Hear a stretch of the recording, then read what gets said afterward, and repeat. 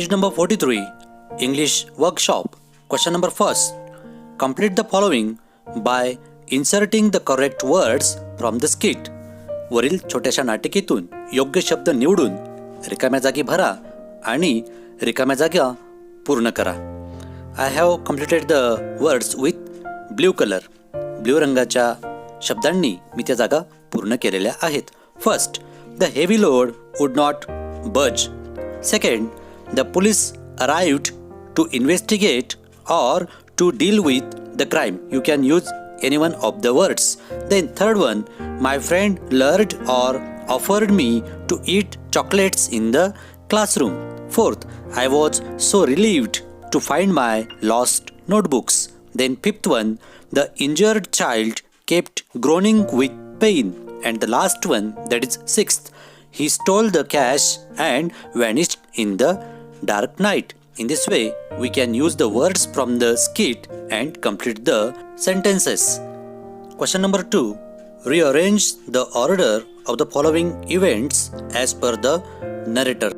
लेखकाने वर्णन केल्याप्रमाणे खालील घटनांचा योग्य क्रम आपल्याला लावायचा आहे. So I have given the numbers to the sentences as per they are narrated in the drama और skit.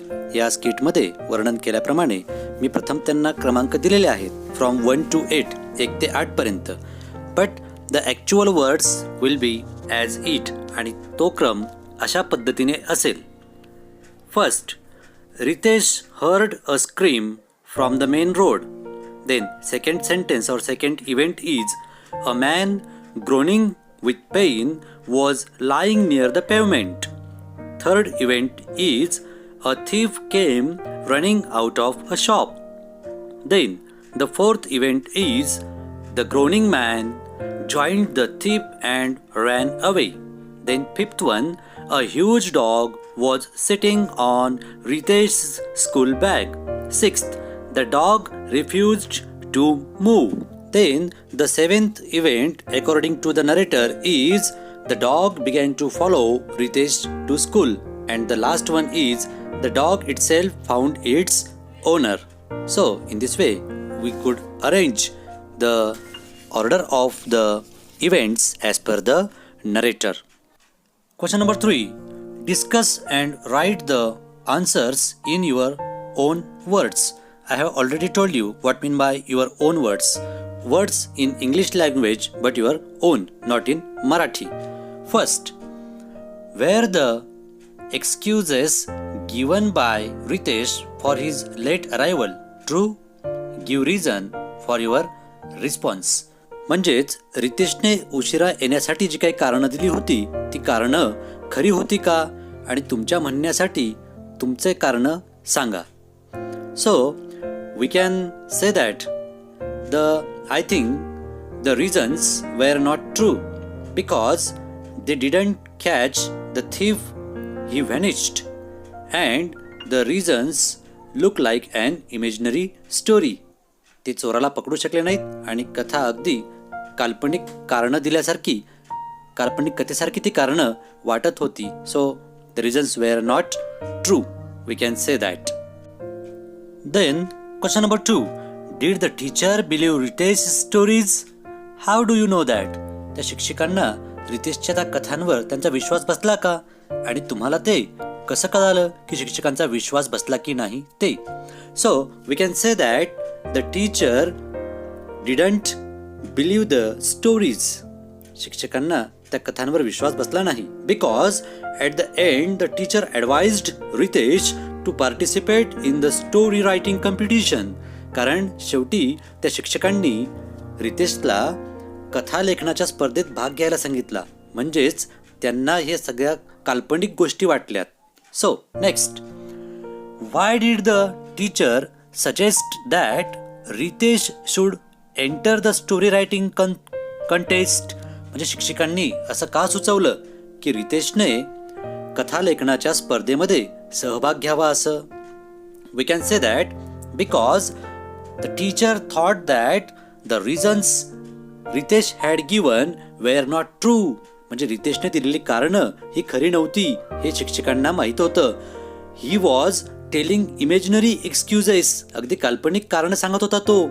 All the reasons had seemed as they were imaginary stories, आणि तो असे कारण सांगत होता जणू काही त्या एखाद्या काल्पनिक कथा आहेत. And so teacher advise to participate in the story writing contest.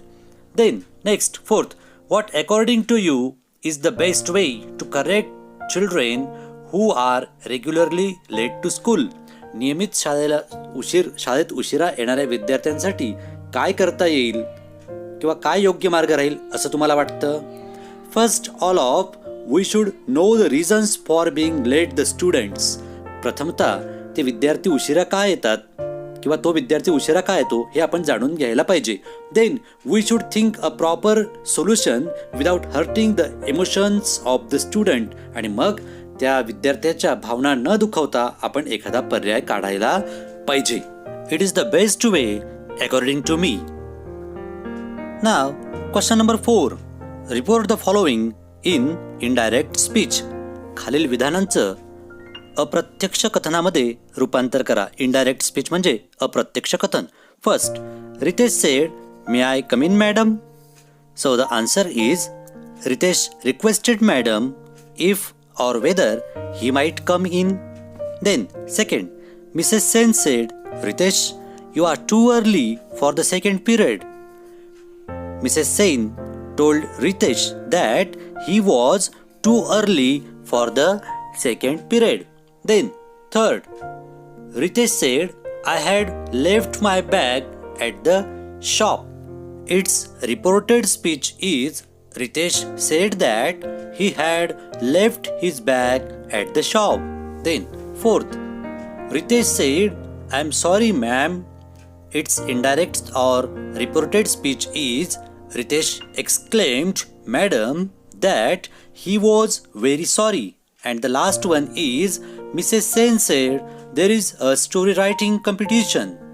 Its indirect or reported speech is Mrs. Sen said that there was a story writing competition. In this way, we can convert or transfer the given sentences into indirect or reported speech. Then, question number 5. Imagine there is story writing competition in your school. अशी कल्पना करा की तुमच्या शाळेमध्ये कथा लेखनाची स्पर्धा आहे. Frame a notice about the same to be put up on a notice board. आणि या विषयाशी संबंधित एक नोटीस बनवून नोटीस बोर्डवरती लावायची आहे. कव्हर द फॉलोइंग पॉइंट्स, आणि खालील मुद्द्यांचा त्याच्यामध्ये समावेश व्हायला पाहिजे. Name of the competition, at what levels, date, time and venue, duration fixed for writing the story. Then points to be considered while judging winners, prizes and contact person for participant entries. या सर्व मुद्द्यांचा त्या नोटीसमध्ये समावेश असायला हवा. So we can make the notice as the following. आपण पुढील प्रमाणे नोटीस तयार करू शकतो.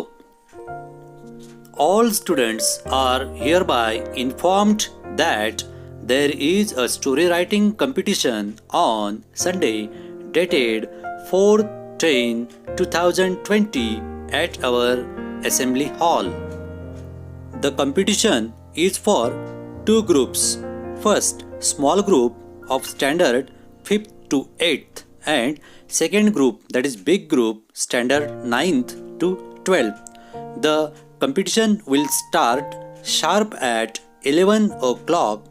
The period for writing the story is 1 hour. Writing paper will be provided by the school. There are 3 prizes for each group. Then the quality of language, writing skills and writing style, the title, moral, fluency and innovative ideas will be considered while judging the winners. Those who are interested and want to participate in the contest, please contact Mr. Vaishnav SV on the following number before 3/10/2020. Secretary, School Cultural Committee. So you can prepare a notice in this way and different way also. हे एक उदाहरण आहे नोटीसचं. तुम्ही अशी किंवा या पद्धतीची अजूनही वेगळी नोटीस तयार करू शकतात.